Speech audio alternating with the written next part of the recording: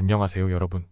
오늘의 흥미로운 영상 내용은 허리케인 9호 활동가가 네오나치로 밝혀졌을 때, 그리고 보잉은 17,000명의 근로자를 해고합니다. 파업 때문이 아닙니다. 에 관한 것입니다. 우선 좋아요 버튼을 누르고 채널 구독 및 알림 설정도 잊지 마세요. 여러분의 관심과 지지가 저희에게 큰 힘이 됩니다. 첫 영상은 월스트리트 저널의 기사를 바탕으로 최근 발생한 허리케인 9호 활동과 관련된 충격적인 사건을 소개해드리겠습니다. 이번 사건은 허리케인 피해를 돕기 위해 나선 단체 중 일부가 네오나치, 백인, 우월주의 성향을 가진 단체로 밝혀져 큰 논란을 일으키고 있습니다. 이번 기사는 최근 플로리다와 노스캐롤라이나에서 발생한 허리케인 피해 9호 활동 중 백인 우월주의 단체인 패트리어트 프론트가 구호 작업에 참여한 사건을 다루고 있습니다. 이들은 도움의 손길을 내밀었지만 그 이면에는 정치적 선정과 인종주의적 목적이 숨어 있었습니다. 허리케인 헬렌이 플로리다의 작은 마을 호수슈비치를 강타해 많은 건물이 파괴되고 수많은 주민이 피해를 입었습니다. 처음에 이 마을 주민들은 친절한 구호 활동가들을 환영했지만 나중에 이들이 백인 우월주의 단체의 일원이라는 사실을 알게 되었습니다. 이 단체는 나무를 치우고 잔해를 정리하는 등 구호 활동을 진행하며 그 과정에서 자신들의 활동을 선전하는 영상을 촬영해 소셜미디어에 게시했습니다. 이 단체는 구호 활동을 통해 자신의 이미지를 새롭게 하고 정치적 목적을 달성하려는 전략을 사용했습니다. 그들은 정부가 외국인들에게만 신경 쓰고 자국민을 돌보지 않는다는 허위 정보를 퍼뜨리며 자신들이야말로 미국인들을 돕는 진정한 애국자라는 이미지를 강조했습니다. 패트리어트 프론트는 텔레그램과 같은 소셜미디어 플랫폼을 이용해 자신들의 구호 활동 영상을 게시하며 연방 정부는 외국인을 돕는 데만 바쁘지만 우리는 진정한 미국인들을 돕는다라는 메시지를 내세웠습니다. 플로리다 호수슈비치의 시장인 제프 윌리엄스는 이 단체가 누구인지 알지 못한 채 처음에는 그들의 도움을 받아들였습니다. 그러나 나중에 그들이 백인 우월주의자라는 사실을 알게 되었을 때 시장은 혼란스러워했습니다.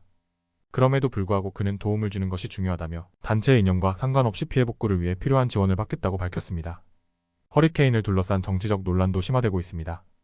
일부 백인 민족주의 단체는 정부의 대응을 비난하며 이민자들이 연방 구호 기금을 우선적으로 받는다는 허위 주장을 퍼뜨렸습니다.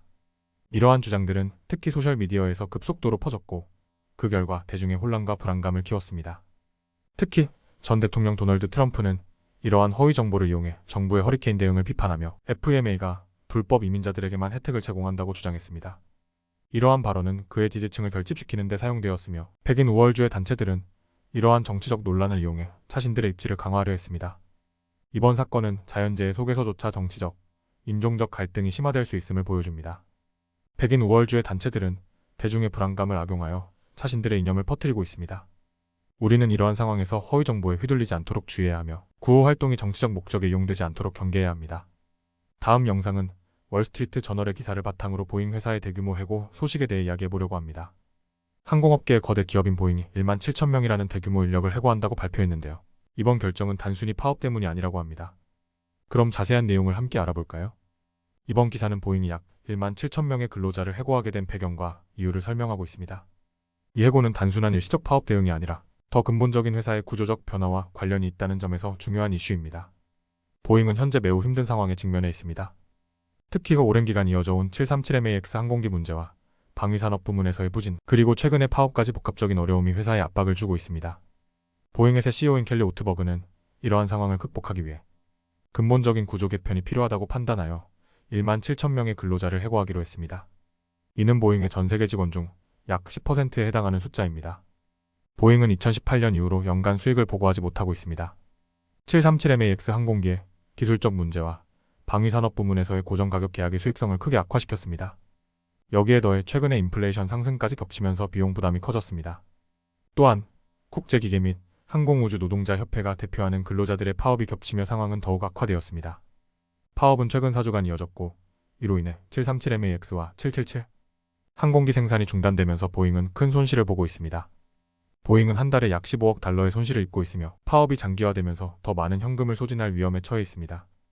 보잉의 CEO 켈리 오트버그는 회사의 미래를 위해 힘든 결정을 내릴 수밖에 없다며 이번 해고가 회사의 장기적인 경쟁력 유지와 고객 서비스 제공을 위한 필수적인 조치라고 설명했습니다. 오트버그는 해고가 직원들과 그들의 가족에게 어려움을 줄 것을 이해하지만 현재 상황을 극복하기 위해서는 불가피한 선택이라고 강조했습니다. 보잉의 이러한 상황은 주식시장에도 큰 영향을 미치고 있습니다. 2024년 동안 보잉의 주가는 약 42% 하락했으며 737MAX 항공기의 문제와 파업 소식이 이어지면서 투자자들의 신뢰도 또한 하락했습니다. 현재 보잉은 경영진과 노조 간의 협상이 진행 중이지만 타결이 쉽지 않은 상황입니다. 이번 보잉의 해고 결정은 항공업계 전반에 큰 파장을 일으킬 수 있는 중요한 사건입니다.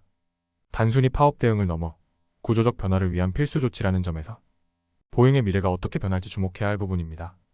오늘은 여기까지입니다. 다음 영상에서 더 유익하고 흥미로운 내용으로 찾아뵙겠습니다.